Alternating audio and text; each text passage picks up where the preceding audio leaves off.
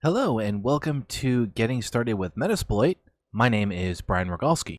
Before we dive into the course material, I want to take a few minutes to introduce myself and cover our objectives for the course. As I mentioned, my name is Brian Rogalski, your instructor for Getting Started with Metasploit. So let's start off the course with a little information about me. So I got started in the cybersecurity sphere over 10 years ago, working in the financial industry on various security teams. While in the financial sector, I found the field of malware analysis very interesting to me, so I decided to take a malware analysis course. After deciding malware analysis was the right path for me, I chose to move to DC and work for various government entities as a malware intelligence analyst. While I was working as a malware analyst, I found the field of data science very interesting and found ways to apply data science methodologies to information security. That led me on the path to obtaining a data science certificate through IBM.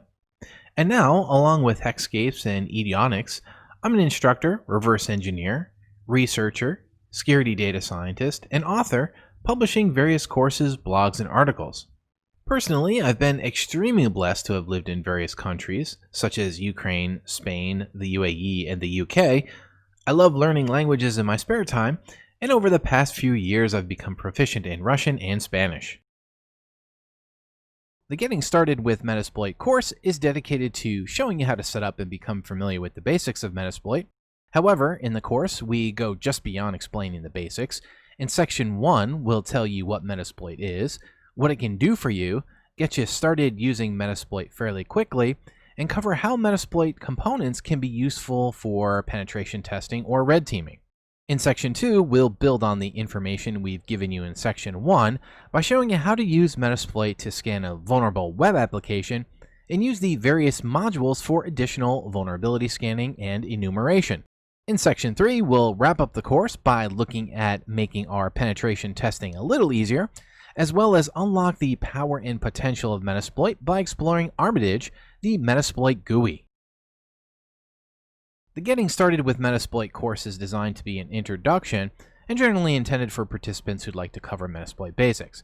However, because we do cover some penetration testing concepts, if you're a security researcher, new penetration tester, red teamer, or new to the Metasploit tool, this course will be perfect for you. While we're together, I want to make our course an engaging and interactive experience in which we learn about Metasploit. So to be successful, I recommend that you have some Linux command line experience, access to virtualization software, an offensive lab setup, internet access, and of course a desire to learn. Now, don't worry if you're lacking knowledge in an area though. I'll also provide you with useful links so that you can reinforce our learning concepts independently. In the Getting Started with Metasploit course, we've got three basic goals. The first is to understand the basics of Metasploit. The second is to learn how to use Metasploit so that we can launch attacks. And third, we want to learn how to make our testing with Metasploit a little easier by using Armitage. Alright, so with all that being said, let's get started. Section 1, Metasploit Basics. In Section 1, we have three main objectives. The first is to introduce Metasploit by describing what Metasploit is, how you can use it, and by examining its architecture. The second is to verify that Metasploit is working correctly in our offensive lab by running some setup commands. And lastly, we want to use Metasploit to scan hosts for vulnerabilities and then configure and execute payloads against those hosts. Now that we've wrapped up our learning objectives, let's move on to a Metasploit introduction. Alright, before we start using Metasploit, we should probably go over some of the basics, such as what Metasploit is, what we can do with Metasploit, and how we can get it set up in our environment. So let's dig in with a Metasploit introduction, and then we'll get into some of the other components of this section. So let's begin our discussion with a question. What is Metasploit? Well, Metasploit is a free and open source tool. The Metasploit framework, or the MSF as it's so often called, is written in Ruby and is a command line, pen testing, and exploitation tool. So I'm sure you're asking yourself, okay, what can we do with the Metasploit framework? Well, a lot. For one, we can add it to our toolbox to do all types of security auditing, especially in the form of pen testing. But beyond that, we can use the included tools to scan networks, reveal vulnerable hosts, create, write, and test exploits to send to targets. And with the Armitage GUI and the scripting engine, we can extend the framework to do even more. To run Metasploit, you'll need to perform a few tasks and satisfy a few requirements. The first requirement is to be sure you obtain and install Metasploit. Now, you could accomplish this in a couple of ways. You could download and install Metasploit on a standalone server system. This could be one that you'll install Kali Linux on, or have compiled the MSF from source code. Or you could utilize a virtual environment, such as one built with VirtualBox or Docker, to install and run Metasploit. With a virtual environment, you could compile MSF from source, run Kali Linux, and or set up additional systems within minutes. Now, because this is an introduction to Metasploit, giving a step-by-step guide to building an offensive lab is beyond the scope of this course. However, for all the exercises and examples you'll see today, we've downloaded and used Kali Linux, which has Metasploit installed, so we'll use that. For our vulnerable host, we've downloaded and installed a pre-built virtual machine called Metasploitable. This machine we've also networked in a virtual environment along with Kali. The use of virtual environments allows you to get started with the MSF rather quickly. The second requirement is to configure your environment. When you do this, you'll want to make sure that you've isolated your network from production or other servers, test connectivity, and start Kali and Metasploitable. Third, you'll want to configure your Kali system to run the MSF. To do this, you'll need to run a few commands on your system. First, we'll need to set up the Postgres SQL database. Second, we'll need to initialize the database schema. And lastly, we'll want to test Metasploit. So let's open up a terminal on our Kali Linux system and run a few commands. The MSF will utilize PostgreSQL. To ensure it can access the database and set itself up, we need to start the service with the service command. Once the service is running, we can initialize the database by issuing the MSF DB init command. This will set up the MSF user, database, and configuration files needed by Metasploit. This is going to take a few seconds to complete based on your system. After the database schema is set up and ready to go, we can test the MSF with the command msf console. After about 10 or 12 seconds, the MSF should be loaded. If you see the Metasploit splash screen and the prompt of MSF5, the Metasploit framework has been loaded and you're ready to start issuing commands. Before we start using the Metasploit framework, let's get acquainted with its file system architecture. By taking a brief look at the directories, you'll have a better understanding of how Metasploit works and where certain files are situated. Under the user share Metasploit framework directory lives all the subdirectories and associated files that make up the framework. The first directory is the data directory. This is a place where you'll find all the files the MSF needs to run exploits. It also keeps images, binaries, and more files here. The next directory is the documentation directory. As the name implies, the directory contains all of the available documentation for the Metasploit framework. Next is the lib directory. This directory contains most of the code that the MSF needs to run. This is where a number of important libraries live, so that you don't have to write additional code for simple tasks such as HTTP requests. The modules directory contains Metasploit modules, such as exploits and payloads. Most of your interaction with Metasploit is going to be by using modules. Next is the plugins directory. The plugins directory contains the plugins that allow you to manipulate the MSF and hook into the MSF subsystem. These plugins also allow you to automate tasks that would be rather tedious to do manually. The scripts directory contains scripts or files that are intended to be used with a metinterpreter shell after a successful compromise of a target. Once you've gained access to a target, you can use these scripts to perform operations on the system.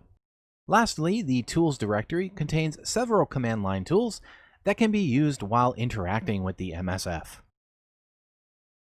Okay, so now that we've taken a look at the file system and Metasploit architecture, and we've tested Metasploit out and have got it all set up, let's start running some commands. Now let's look at some commands available to us with the MSF, and then we'll run some of them in our lab. As we run the MSF, we're going to take a general approach to finding and exploiting a host. Now once you become familiar with these steps, you can replicate them to carry out most of the tasks in Metasploit. The first step we'll take is to run some basic commands and show you how we can get help when needed. Then, we'll identify the hosts on our network, and we'll add them to the MSF database. Next, we'll identify a vulnerability on a host, configure an exploitation payload for that host, and execute it against the host. The MFS console command is the way in which we access the main command line interface for the MSF. We've used this command previously. Now we've got some other interfaces available to us that allow us to interact with the MSF, like the Armitage GUI, but we'll explore those later. The MFS console allows us to launch exploits, use command line tools, and access other components of the MSF. The MSF supports many commands that we'll get familiar with as we move throughout the course, but the first one to know is the help command. Using help, we can get small descriptions of available commands in a list. Next, we have the search command. The search command allows us to search for module names and descriptions. And finally, we have the info command. The info command allows us to get information about a specific module. So now that we're familiar with some commands, let's see how they're used on the command line. To work with the MSF console, we can of course use the MFS console command. However, if you don't want to see the splash screen, you can use the -Q command line switch. This will suppress it. Once the console has been loaded, you can use the help command. If you run the help command with no options, as you can see, help gives us information and examples as to how to use the MSF. If we want to see help on a specific set of commands, or one command, we can pass it as a subcommand to help, such as help show. This will return us help for the show command. As you can see, there are a number of show commands you can use, but the ones you'll use most frequently are show auxiliary, show exploits, and show payloads. However, let's say you're looking for a specific exploit. With the search command, you can search the MSF for specific keywords related to the exploit you're looking for, such as search CVE 2020, type exploit, Windows.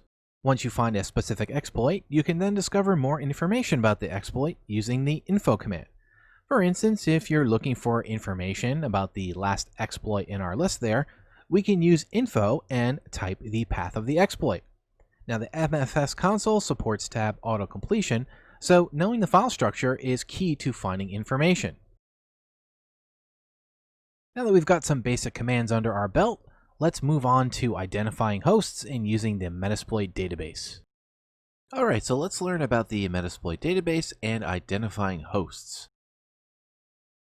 One of the benefits of using Metasploit is the ability to identify hosts and add them neatly to the PostgreSQL database.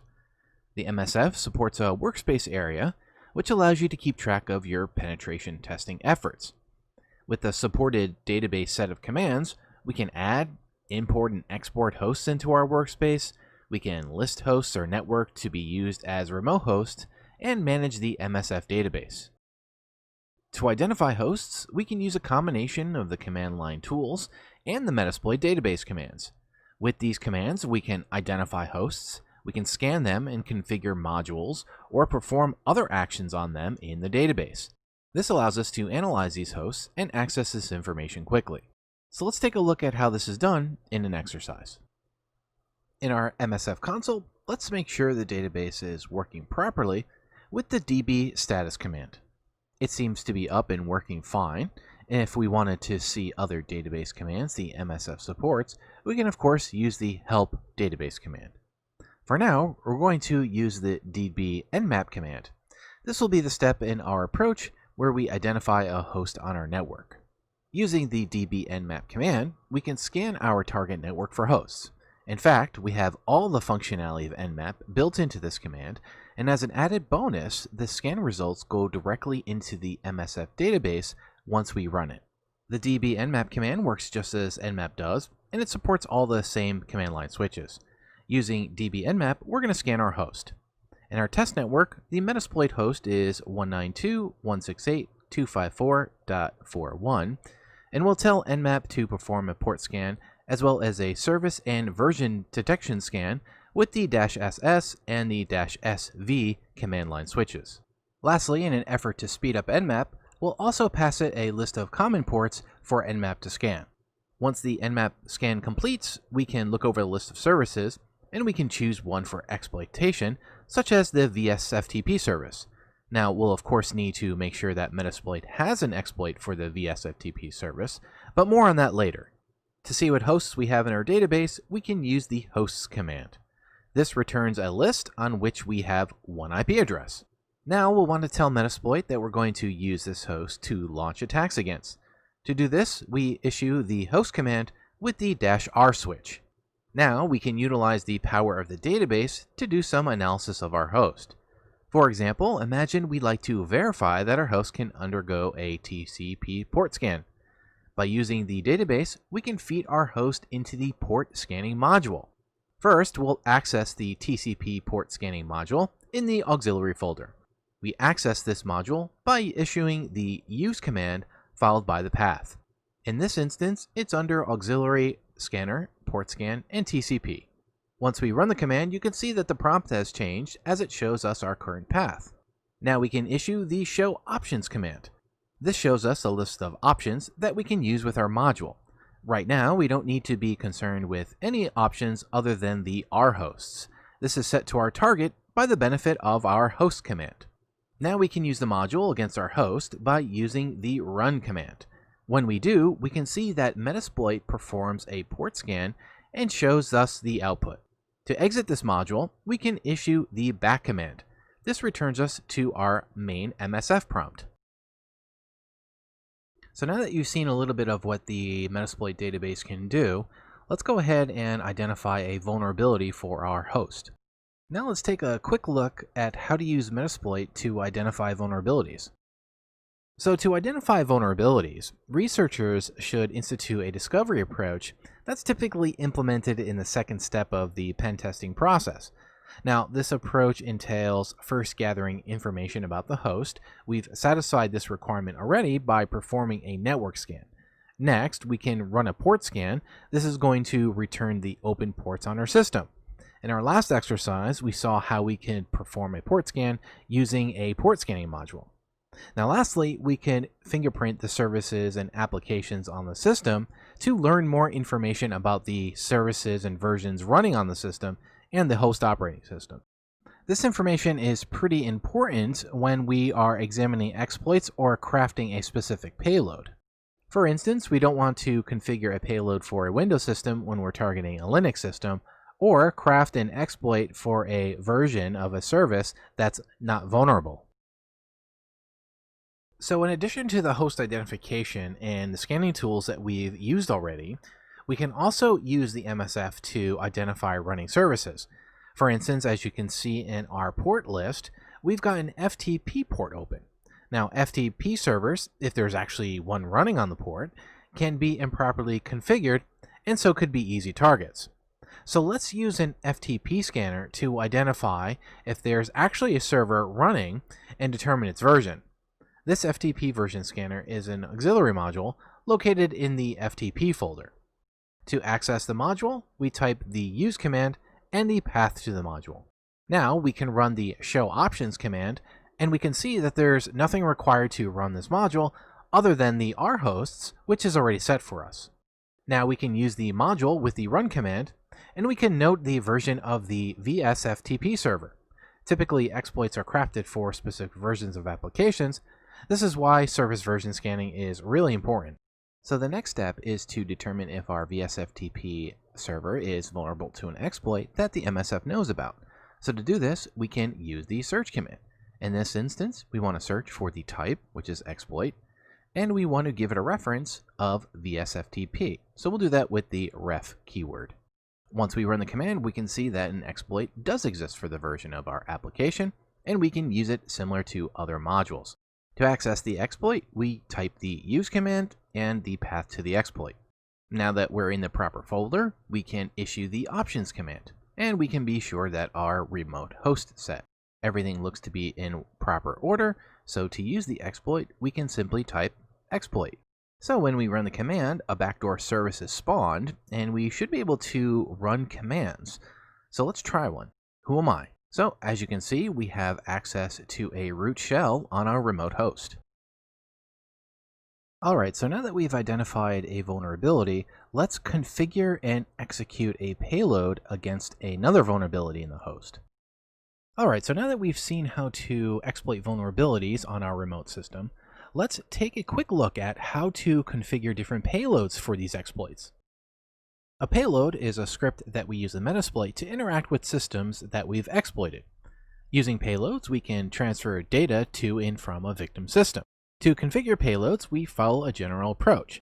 The first step in the approach is to determine the vulnerability. We saw how to do this previously.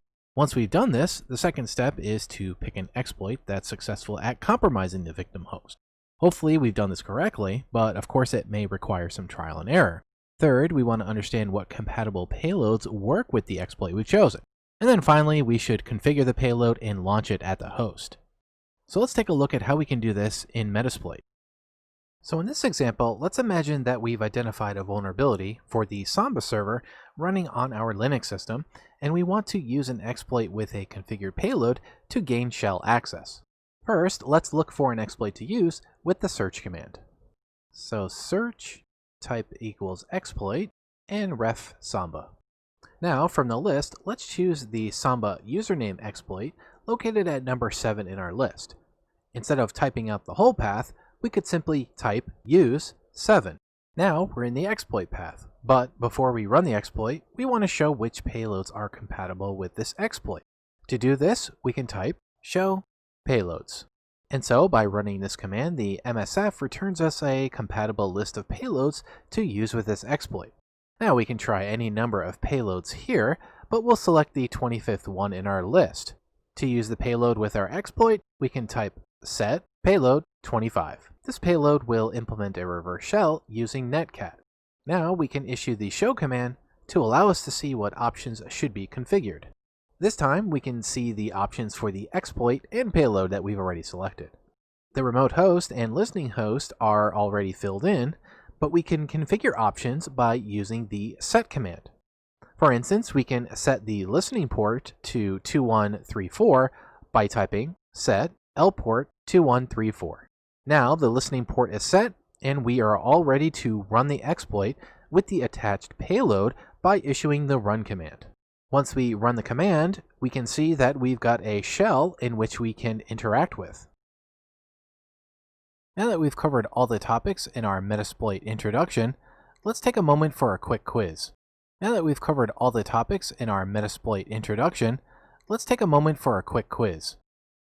Question 1. Which MSF command will list a host in the MSF database? And the correct answer here is hosts. It's the hosts command that will allow you to look at different hosts in the database. Host is a command, but it's a command line utility. Question 2. Which MSF command returns you from a module to the main MSF prompt? And the correct answer here is back. Forward is not a command, and exit and quit terminate the program. Question 3.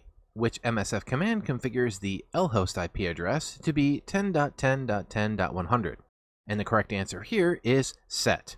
We use the set command to set various options for modules. Question 4. What MFS command detects a version of a running service on a target host and adds the results to the MSF database? And the correct answer here is db_nmap-s V 192.168.0.41. Using this command, you can perform a version and service detection scan, and you can add the host results to the MSF database. In this section, we introduced you to Metasploit. We discussed what Metasploit is, what it can do for you, and we've also learned about some basic MSF commands. Then we used the Metasploit framework in our lab to scan hosts on the network and add them to the Metasploit database. After, we learned how to perform vulnerability scanning of our host to identify services in which we could exploit. Next, we used information from our data to use various modules to scan and target our hosts. And finally, using the information from our scans, we crafted payloads, set their options, and we launched different exploits at our vulnerable host to access a remote shell. Now that we've spent a bit of time at our command prompt, let's use Metasploit a bit more by looking at a vulnerable web server. Section 2. Web Application Scanning. In this section, we'll learn about some of the features of the MSF to discover vulnerabilities within web applications. To do this, we'll first set up the vulnerable web server that accompanies the VM Metasploitable 2. Then we'll use the MFS's WMAP tools to perform some vulnerability scanning. And finally, while we're testing, we'll look at the MFS's modules that allow us to perform different types of enumeration and scanning. So now let's perform the setup of the DAM vulnerable web application. The DAM vulnerable web application is an intentionally vulnerable web app that allows us to practice using Metasploit's scanning modules. However, before we start testing, we want to make sure that the application is set up. Now the setup's rather simple, and we've got 3 steps.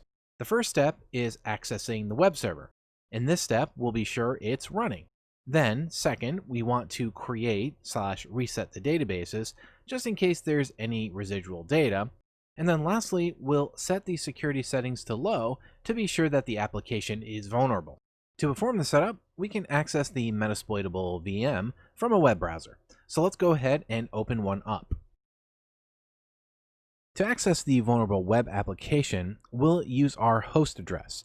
The IP for my VM is 192.168.254.41, and as you can see, I've typed it directly into my browser's address bar. Keep in mind that your IP may be different. Now, from the splash screen, we click the DVWA link, and this takes us to the DVWA main page. So now that we're here, let's log in. The username for the application is admin, and the password is password. Once we type the login information, we can log in, and this takes us to the DVWA homepage. Now we want to click the Setup button. The Setup button takes us to the database setup screen. On this screen, we want to click on the Create/Reset Database button. Once you do, the web application will create all the database information we need to continue. Next, we want to navigate to the web application security page by clicking on the DVWA security button on the left. Once here, we want to change the security settings to low and click submit. Once we've submitted our security settings, our web application is all set up. Alright, so now that we've got our web application all set up, we can start to scan it. So now let's perform some web application testing with WMAP. In the MSF, we have a really powerful application named WMAP, and it's built right into the MSF. And so by using WMAP, we can perform web application vulnerability scanning. To use WMAP, we're going to perform a few actions. The first is to load and initiate the WMAP plugin. Then we'll create a workspace for our scan, and we'll add our target. Our target, of course, will be the web application we've set up previously. Once our host is added to the workspace site, we'll scan our host to see what modules are applicable, and then we'll run them against the host. So let's see how we do this in Metasploit. To load our WMAP plugin, we want to issue the load WMAP command. This loads our WMAP module, and to see what commands are available to us, we can issue the help WMAP command. Now at this point, we could run any of the above commands, and a list of parameters would be printed out for us. For instance, we'll issue the WMAP sites command. So now that we've got WMAP loaded, we want to scan our target web application. But first, we need to add the IP address of the host and the web application's full URL to WMAP so that I can use it in its site information and as a target.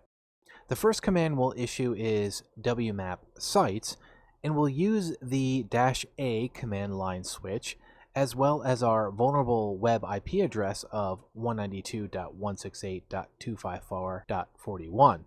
When we run the command, the IP address will be loaded to the site. Now we use the sites command as it allows us to add multiple domains or IP networks to a site. So with it, we could scan any number of websites that exist within our defined site. It's a bit like using workspaces. In our case, we have just one IP address. But keep in mind, however, if we perform a scan with multiple hosts, it could take a very long time. Next, we'll add our URL for the vulnerable web application. To do this, we'll issue the WMAP targets command with the -T command line switch. In this case, we need to provide the full website address and protocol, so we'll just type it in. So once we run the command, let's issue the WMAP targets command again, but this time with the -L command line switch. This will list our target, and it will verify that it's been added to the target list. So now that our host is set up properly as a target and the site has been defined, we want to see what modules are appropriate for our target. For example, as you've seen, we've added the web address of our target with the HTTP protocol. We don't need any SSL modules. So by using the WMAP run with the -T command line switch, WMAP will enumerate the host with the appropriate modules. So once we have the appropriate modules enumerated for our vulnerable application, we can continue with the actual test. This can be done by issuing the WMAP run command with the -E command line switch. Now keep in mind, this can take a while depending on the speed of your computer and your connection, so we'll speed up the output just a bit. When the tests on the application are completed, the vulnerabilities, if there are any, are stored in the MSF database. However, we can list them by issuing the WMAP vulns command with the -L command line switch. Now that we've seen how to perform some web penetration scans, let's take a look at some additional enumeration modules. Using the WMAP tool gives us a lot of flexibility when we want to run automated web application scans, but the MSF has even more enumeration modules that we can use, so let's take a look. The MSF has a myriad of modules we can use when performing a web application test. Here, I've compiled a list of some others that can be effectively used for enumeration and for the scanning of web applications. These modules work similarly to the others we've used already, so we'll go through them. Also, remember, if you're stuck with a certain feature of the module, remember to utilize the show and info commands. The first is the cert auxiliary module. This module can be used to enumerate the web server to get certificate details. Using this module, we can tell if the certificate for a site is active or expired. Expired certificates can lead to data leakage and exfiltration due to man-in-the-middle attacks. Next, we have the directory scanner. This auxiliary module checks for directories on the web server. These directories can reveal interesting config files or database backups. If you intercept these files, you could reveal password lists or database files that contain usernames to be used for further SQL exploitation.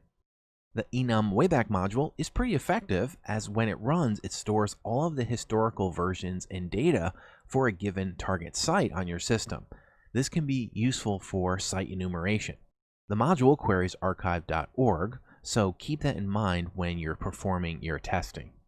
Next is the files directory module. Using this module, we can search the web server for any files that have been left behind by accident, such as source code or backup and config files, even password-related files. This module is similar to the directory module we've seen previously. The HTTP options module checks the web server if HTTP methods such as trace and head are enabled on the target. These methods can be used by an attacker to use as an additional attack vector, and usually these methods aren't required. The HTTP version module enumerates the web server and returns the version of the running web server and the OS. This is important as it could be used when attempting further reconnaissance or for crafting exploits and payloads to compromise the target system. Although we've shown you some modules here to help you get started with further web enumeration, the MSF really offers a lot more. So be sure to take a look at them and experiment on your own. For now, let's take a few minutes for a quick quiz. Now let's wrap up this section with a quick quiz. Question 1. What WMAP command shows discovered vulnerabilities? And the correct answer here is WMAP vulns -l. So yes, even though the command is WMAP vulns -l, you want to make sure that you use the correct command line switch when you run the command. With no options, you obviously get WMAP vulns help, WMAP load loads the WMAP database, and WMAP vulns -L is incorrect. Question 2. What WMAP run command line switch shows all enabled modules? And the correct answer here is WMAP run-T. With the WMAP run-T command line switch, it will show you all the enabled modules for the target. The WMAP run-H command gives you help. The WMAP run-E runs all selected modules against the target, and the WMAP_sites with no options also gives you help. Question 3. What WMAP sites command adds a host to be used as a target? And the correct answer here is WMAP sites-T. With the WMAP sites-T command, we're adding a host to be used as a target so that we can scan it. When we use the -A target, it's only adding it to the workspace. Question 4. The MSF HTTP options module enumerates the web server for OS-related configuration options and version information. And the correct answer here is false. The HTTP version module will query the web server for version and OS information. It's the HTTP options that scans the web server for HTTP-related methods such as trace. Question 5. Which MFS module detects the presence of configuration files that may have been left behind? And the correct answer here is the Files Directory Scanner. With the Files Directory Scanner, you can look for configuration files or database files, but it's different than the Directory Scanner. This just looks for the interesting directories. Question 6. What MFS command sets rhost globally? And the correct answer here is setg rhost followed by your IP address. So with the setg or set-g command line switch, you can set rhosts globally. This little trick is convenient if you only have one host in your workspace that you're testing, or if you'd like to focus on just one target and not have to keep setting the rhost option as you test different MSF modules. In section 2, we set up the damn vulnerable web application. We logged into it, we set up its databases, and we changed its security settings to make it more vulnerable. Then we performed some web application testing as we loaded and learned about WMAP, and we used WMAP to scan our vulnerable web server to uncover additional attack vectors and which we could exploit.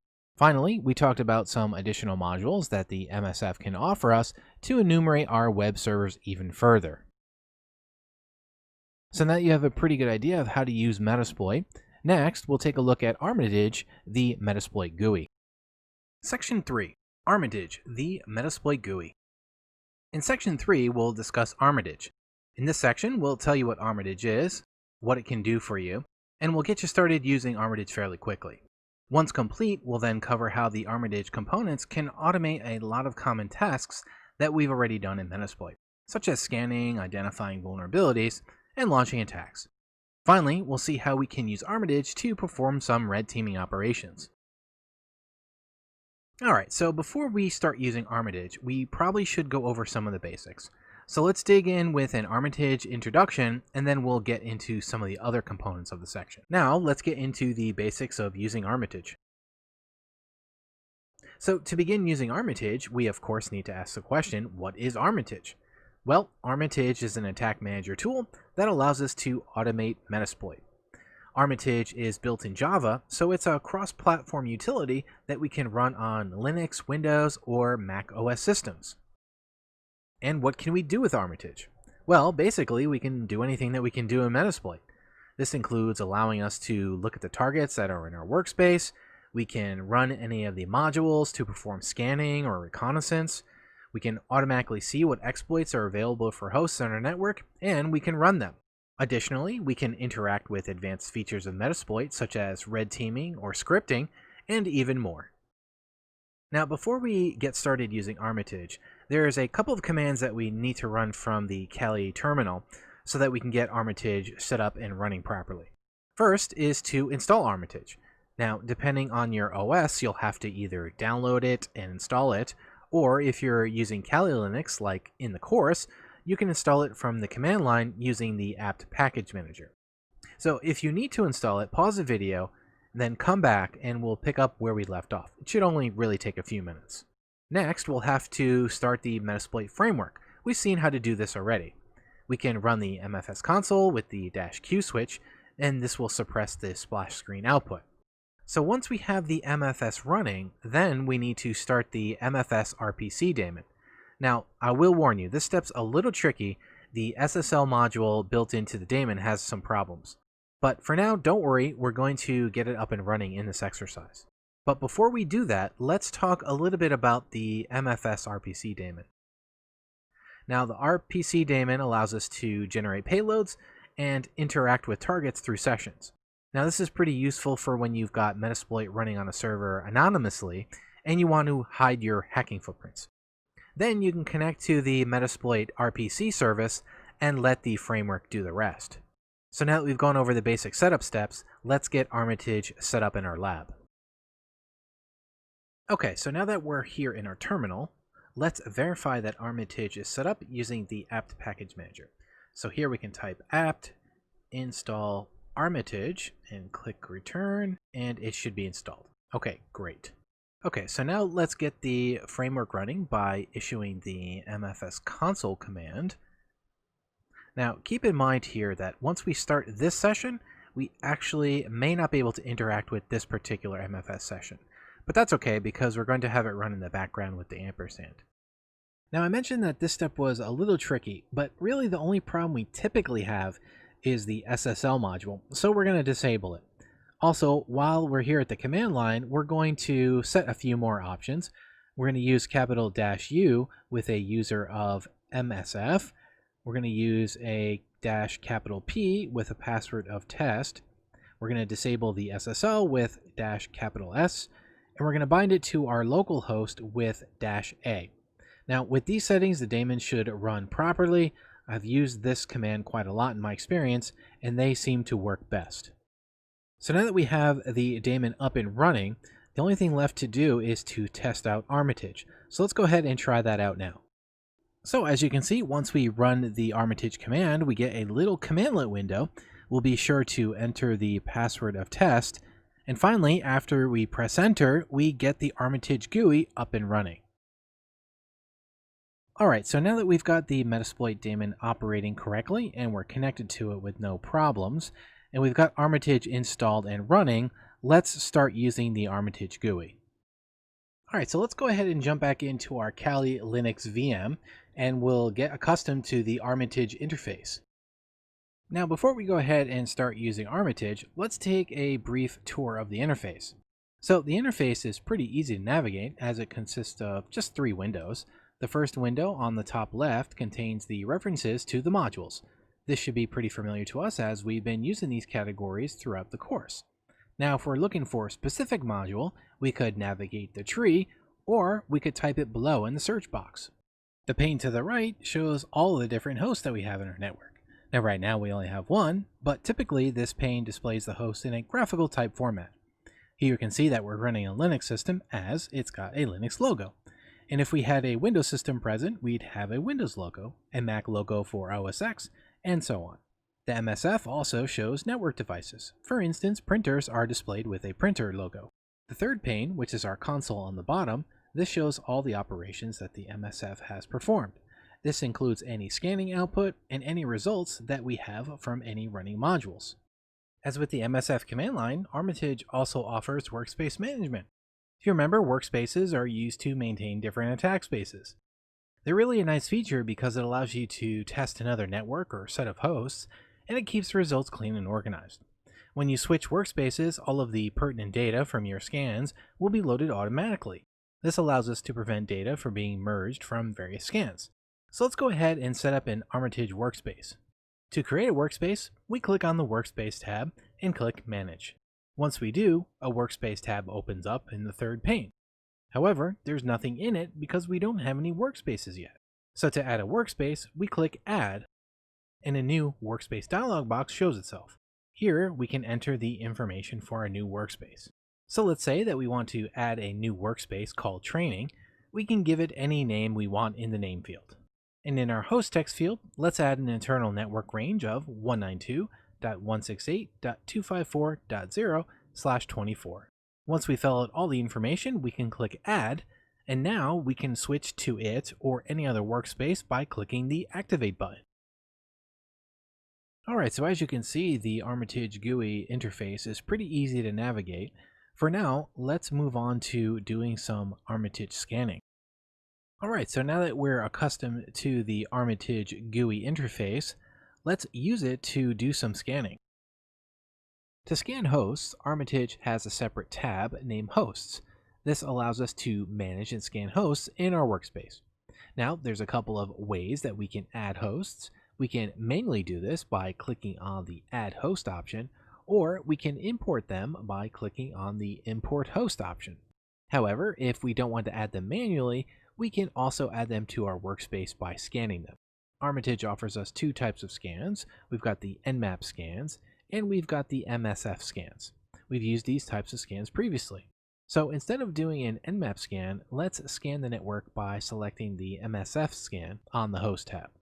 However, when we click the MSF scan option, Armitage will display an input box that asks us for a target range. So let's go ahead and add our network range. We'll give it 8 hosts, so 192.168.254.40 through 48, and we'll enter those into the dialog box. And when we click OK, Metasploit will start scanning the network to identify different OSs, services, and different ports. We can view the scan details in the third pane of the interface. So after the scan's finished, every host on the target network is going to be presented in the second pane of the interface in the form of icons.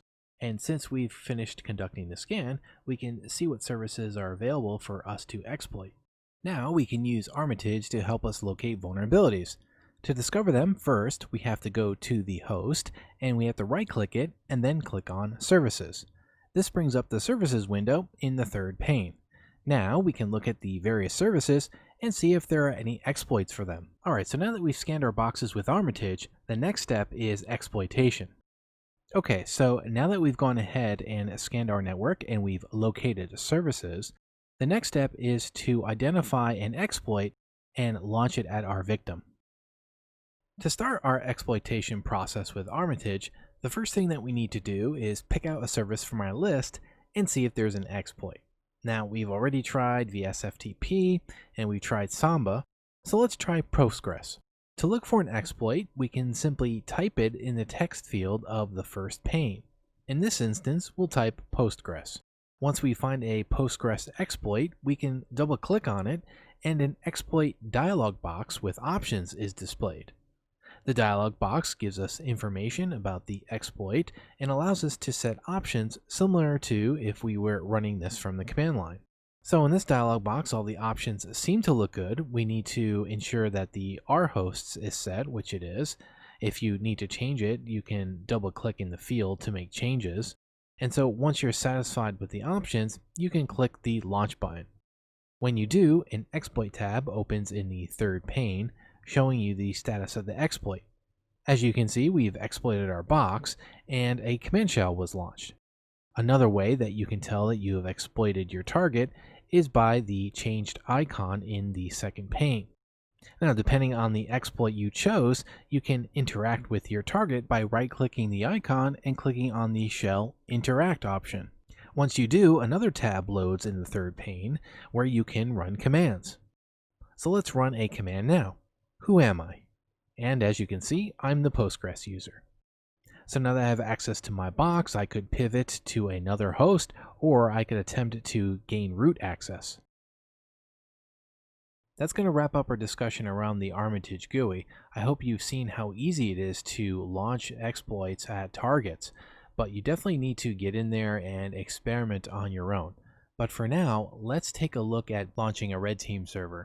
Throughout the course, we've discussed using Metasploit to scan and exploit hosts on an individual basis. However, Metasploit also gives us the capability to work in red teams.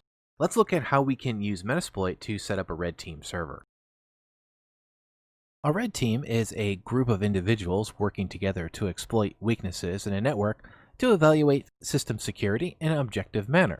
Red team operations can take any form, but usually it includes, but isn't limited to, penetration testing, social engineering, and spear phishing. Red teaming is a skill often required in the security space these days, so let's see how we can use Metasploit in Armitage to set up a red team server. So to demonstrate the use of Team Server, I'm going to use multiple terminals and windows. The first window terminal I'm displaying here is on my Mac VMware host. As you can see, I've logged into the VM guest machine, which will serve as our team server, and sudoed into the root user.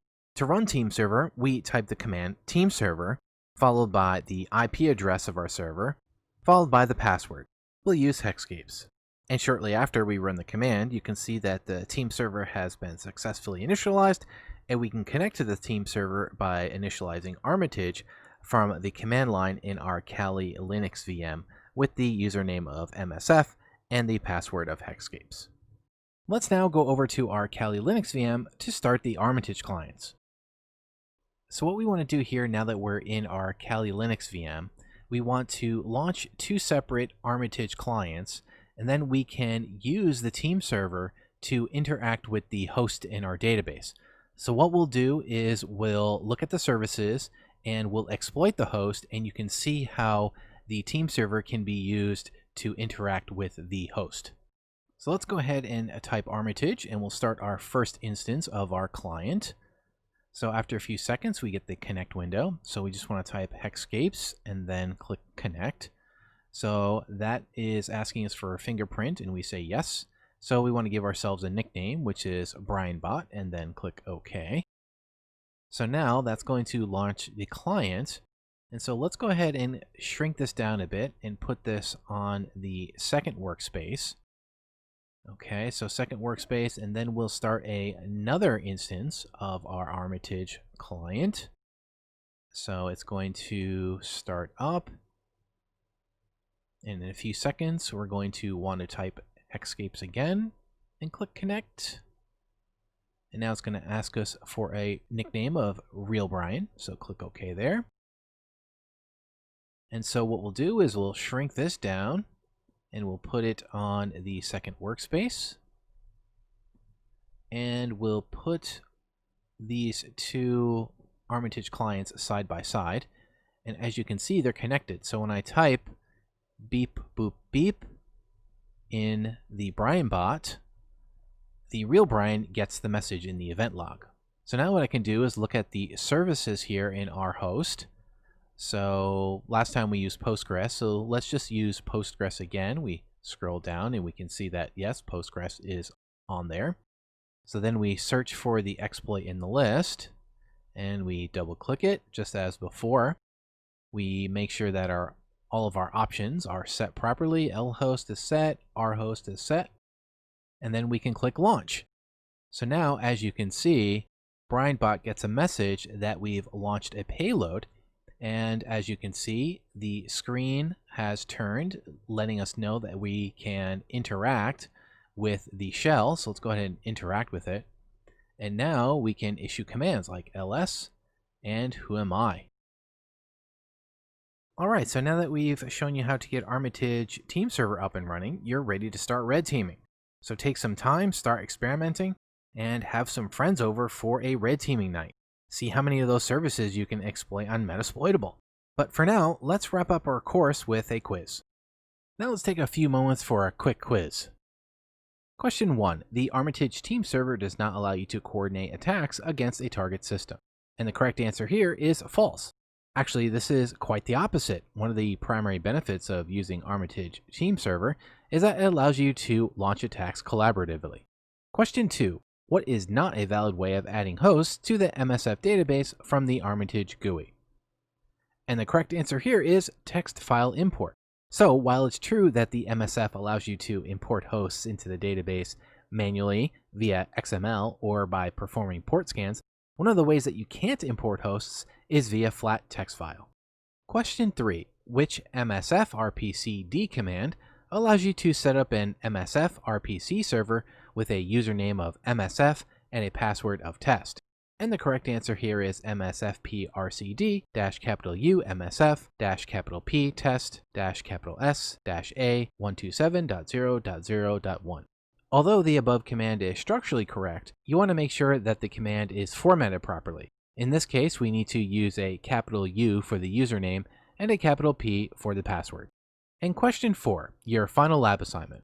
So what I'd like you to do in the final exercise is set up your offensive lab with the Metasploit framework And you also want to have an unpatched vulnerable Windows 7 and a Metasploitable host. And then I'd like you to attempt to exploit both by using a combination of payloads and exploits to spawn a remote shell that allows you to exfil files from the victim. And once complete, you can tweet the exploit and payload combination that you used to @hexscapes, or you can email me at brian.rogalski@hexscapes.com. In this section, we introduced ourselves to the Armitage GUI. Not only did we get it running in our lab, but we also became accustomed to the interface.